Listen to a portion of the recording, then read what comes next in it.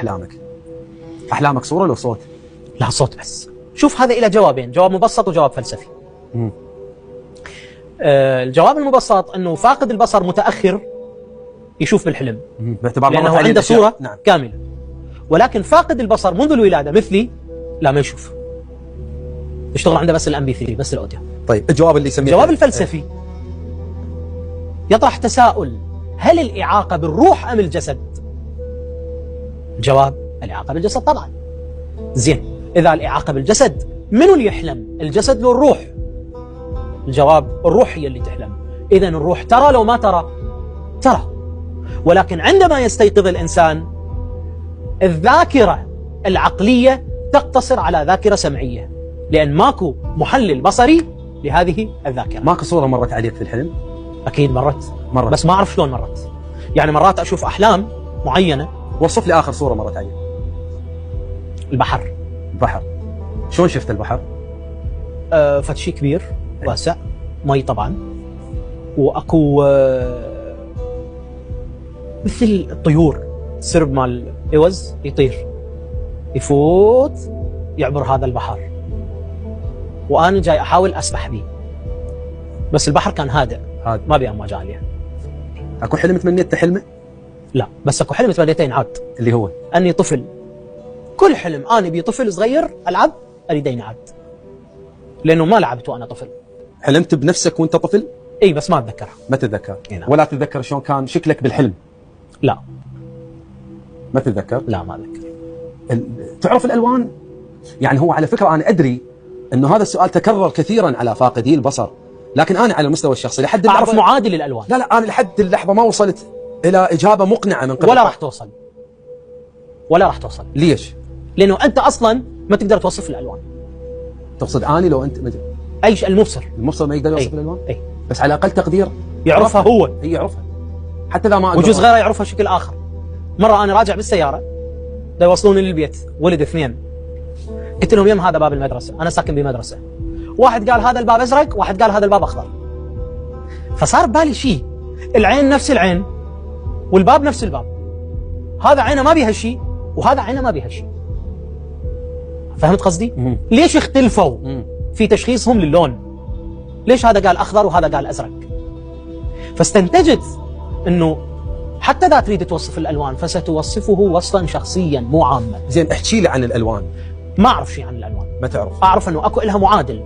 طيب الازرق الصفاء، نعم. السماء، المي. الاخضر لون كل الارض والورد. زين، الاسود يقولون انه لون الظلام، بس بنفس الوقت يتغزلون بالعيون السود. تعال حلها. يحلها. زين هاي المفاهيم. الابيض اعتبره لون البراءه، الاحمر اعتبره يجمع النقيضين، فهو لون الدم ولون الحب. لون الدم الاصفر والحب. علامه الغيره والحراره والقوه. زين هاي المفاهيم فرضت عليك لو هذا احساسك فعلا؟ لا مو احساسي، لا طبعا. اريد تحكي لي احساسك. ما احس به، ما اعرفهن. ما تعرف؟ ما اعرفهن. ما تشتاق ان تعرفهن؟ لا. باي لحظه مرت يعني عليك او عشتها تمنيت انه انت مبصر، انه انت تشوف؟ ابدا. ما تمنيت هاي اللحظه؟ ابدا.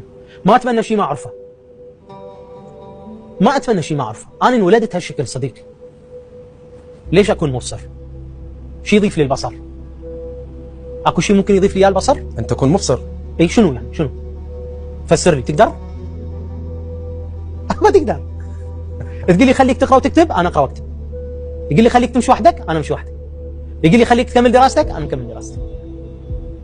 يقول لي يخلي المجتمع يحترمك اكثر، المجتمع اللي يحترمني على مود عين ما اريده. يعني انت ابد ما مرت عليك لحظه تمنيت بيها ان تكون؟ ابدا. ابدا.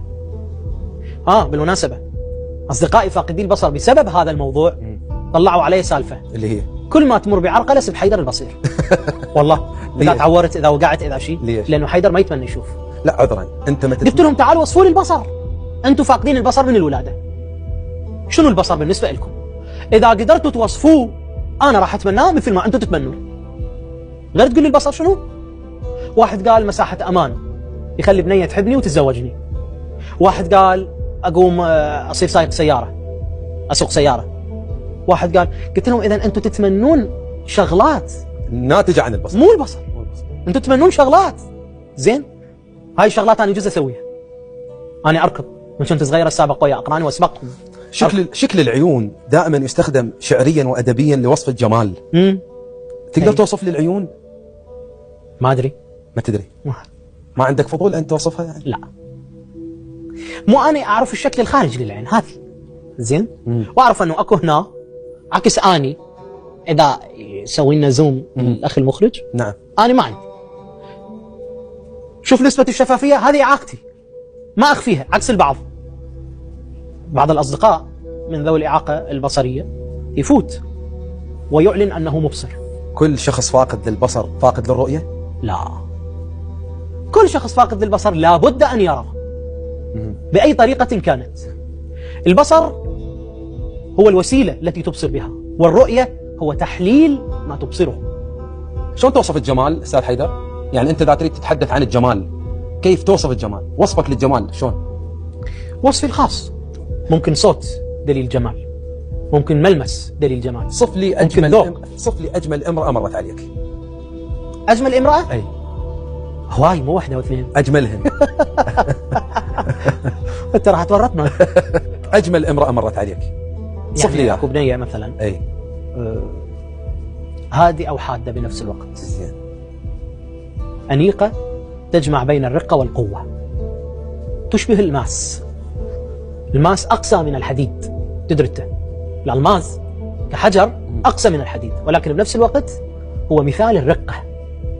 يقال اكو مصطلح دارج ومتكرر كثيرا، نعم. اللي هو بودي لانجوج، أي. لغة الجسد. أي. اكو فويس لانجوج؟ طبعا. اكو. أي. احكي لي عنها. فويس لانجوج، احكي لي عن هاي اللغة. الفويس الذي يخفي وراءها ابتسامة أو دمعة أو قوة أو خوف أو ضعف أو ضحكة صفراء. ممكن واحد يقول لك مرحبا بس هو يسبك بهاي المرحبا. تحسها؟ طبعا. ممكن واحد يشاقى وياك بكلمة تسيء لك بس تعتبرها أحلى كلمة سمعتها. ليش؟ لأنه قلبه يحبك، نفسيته طيبة، تظهر على صوته. على طاري شلون قولت أمهاتنا وأخواتنا البنات الأكبر من عندنا، أمهاتنا الحجية فلانة أو الست فلانة نفسها طيبة بالأكل. أنت شكلت من مرقة، شلون عرفت نفسها طيبة؟ شلون حسيت؟ انت شو تقول؟ نفس الفكرة. نفس جاي أقرب لك وجهات النظر. نفس الفكرة. زين، على طاري الاشخاص اللي تحبهم، أي بكل صدق، من يستحق تقول له انت عيوني؟ ولا واحد ابد. ولا واحد الصراحة. لا لما تقبل لو ما تعرف شنو العيون اصلا. هسه هاي مو هيك، ما تقبل ما تعرف شنو. كل واحد يساعدني من وجهة نظره هو، مو من وجهة نظري أنا. يعني فشلون يصير عيوني؟ شلون يعني بس؟ يعني يساعدني مثل ما هو يريد، مو مثل ما أنا أريد. احنا ليش عندنا هاي المشكلة ويا المجتمع؟ أنت تساعدني مثل ما أنت تريد، مو مثل ما أنا أريد، وأنا ما أقبل. أكو أمثلة أخرى. اي مرة واحد يحدد إقامتك، أنت المفروض تقعد ببيتك وتاكل وتشرب، لا تشتغل ولا تعمل ولا تدرس، احنا نوكلك ونشربك، هذا حقنا عليك. هذا هو يريد يساعدك، بس يريد يساعدك مثل ما هو يعجبه. مرة واحد يحدد حتى أكلك وشربك، لا تاكل هاي بالصلصة يوقع على هدومك وتفضحنا قدام العالم، أنا أجيب لك أكلة ثانية. على أي أساس؟ منو أنت حتى تقدر حياة الآخرين؟ أنت حياتك ما مدبرها، تقدر حياة الآخرين؟ ما لك حق. ولذلك أنا ما أقبل. أنا عندي براد مثل كل واحد عنده ببيته براد مال مي. زين. فجبت البطل الكبير، دبة كبيرة، دا اشيلها اخليها بالهذا. اكو عندنا خطار. زين. صدفة جايين 3 أشخاص أو 4، فقاعد يسولفون ويا والدي بأمر مهم. شو ذولا رأسا عافوا السالفة وجو ركضوا علي، شو تسوي؟ على كيفكم شباب. قلت شنو السالفة؟ طقت الكهرباء، صار شيء؟ قالوا لا. انت مو ما تشوف؟ قلت لهم اي. زين. قالوا شلون تشيل هاي الدبة؟ يابا قلت لهم هي ايدك واقفة لو عيني؟ يرجوك يعني على فكرة أنا آسف، هل ضحكي في محله يعني؟ لا في محله طبعا، لأن أنا ضحكت أصلا. أنا ضحك. هسه أنت ليش تروح بعيد؟ والله العظيم قبل أيام يعني فات من يمي واحد قال الله يساعدك حيدر، شلونك؟ شو أخبارك؟ أنا زعلان منك، ترى السلام لله، ليش ما ترد السلام؟ يابا قلت له ليش؟ أنا شو مسوي؟ قال لا أنت ما ترد السلام، أنا سلمت عليك وما ترد السلام. يابا تعال فهمني شو وقت؟ قال ذاك اليوم فلان يوم فلان ساعة فتت من يمك ودقيت لك هورن. قلت له هسه انا اذا اريد احسدك علي، ما انا احسدك على عقلك على فكرك. ادري دقيت هورن، يجوز جاي العبر قدامك، يجوز شو اسمه، يعني هسه انا اخذ خيره حتى ادري بيك، انت تسلم لو تدق الهورن غيري. برايك لو انت شخص مبصر راح تكون شخص عصبي عنيف؟ ما قاسي ادري القلب، ما ادري تصورك. ما ادري. لازم تقول لي البصر شنو، نرجع لنفس القصه. بس اني اعرف شغله واحده، اللي هي انه اعتقد حتى اذا عيني اشتغلت او ركبوا لي عين، عقلي ما راح يتقبلها. الدماغ بعد ما يستلم. ما يستلم. إيه؟ اجمل شيء انت شفته شنو؟ اجمل شيء انا شفته الورد، خصوصا ذاك يم نافوره أي. الحديقه. اجمل شيء. النافوره اذا ما بيها صوت تبقى قيمتها موجوده؟ لا، الصوت هو المعادل البصري او المعادل السمعي للبصر للشكل. وانت تتحدث عن الجمال اجى في بالي سؤال. يعني انا اسف راح اسالك سؤالين اعتقد بيهن قساوه يعني، بس ارجوك انا بحاجه كن حر. انا اشكرك على هاي الكلمه اللي كن حر بما تكررت تحب. حتى قبل التصوير. إيه. دائما ما تمر على اذاننا كلمه انه فاقد البصر يعني هو اختبار الهي، عقوبه الهيه. هاي الكلمه اكيد مر عليك. ما لها اساس من الصحه. ما لها اساس من الصحه. بل انه شرك بالله. ليش؟ تدري ليش؟ لانك تسقط صفاتك على صفات الخالق. انت اناني، تريد الله يصير اناني؟ انت اليوم اذا تصير مشكله عندك عشائريه، واحد نعم ابو دراجه، واحد سوى له ما ادري شنو، تروح تدق البيت، لا تخلي ابن ولا تخلي بنت ولا تخلي طفل ولا تخلي واحد، انت تعاقب عقوبه جماعيه، بس الله ما يعاقب عقوبه جماعيه. ولذلك الله عادل، مستحيل اكو اعاقه ما لها سبب بشري، لا صحيا مقبوله ولا علميا مقبوله ولا دينيا مقبوله. فيجي يقول لك انه الاعاقه عقوبه الهيه. الله هاي اليه تقال طبعا المناسبه، اهلك شو مسوين لله وانت هيك طلعت؟ اهلك شو مسوين؟ تستفزك هاي الكلمه؟ تستفزني طبعا. انت دا تقول لابنك الصغير بابا ترى دا تكذب الله يعميك. اذا حطينا الاعاقه كعقاب، ان لم تكن اختبار او عقوبه، شنو نعطيها توصيف؟ اعاقه بس تحمل سبب بشري. طيب مشكله بالحمل، ادويه تناولتها الام، زين. النطفه انعقدت في وقت غير صحيح. زين عذرا وانا اسف جدا لهذا السؤال، يعني كثرة اعتذاراتك. لمحبتي لك. لا، اريدك تكون حر. قلت لك كن حر. انت والدك ووالدتك بعدهم على قيد الحياه. نعم، الله يحفظهم. يعطيهم طولة العمر. الله يحفظهم. ايش راح يكون شعورك او شنو راح يكون تصرفك في حال اكتشفت انه سبب فقدانك للبصر هو نتيجه خطا ارتكبه والدك او والدتك؟ طالما الخطأ ارتكب قبل ولادتي ما اقدر احاسب عليه. ما اقدر. احنا عندنا ثلاث شغلات انت مقهور عليها.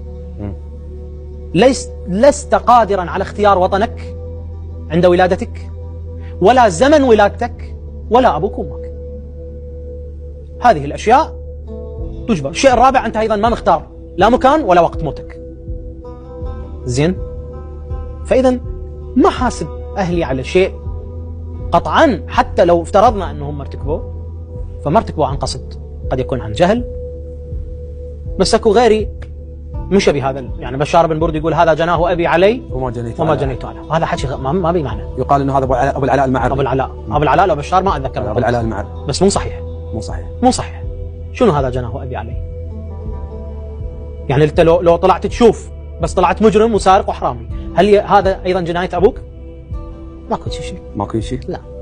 بالمناسبه خلينا نستبق سؤالك اللي هو تدري حاسه البصر اضعف الحواس الخمسه. حاسه البصر اللي يميزني المجتمع عن الاخرين بسببها ويعتبرني درجه ثانيه اضعف الحواس الخمسه. شلون؟ شنو المقصود بالضعف؟ هسه اقول لك. اي انت اليوم تسمع من دون مساعد. يعني انت تسمعني سواء كان لابس هيدفون او بدون هيدفون. انت تمشي برجلك سواء كنت لابس او حافي. انت تلمس بايدك سواء كنت لابس شوف او لا. بس بدون ضوء ما تقدر تشوف.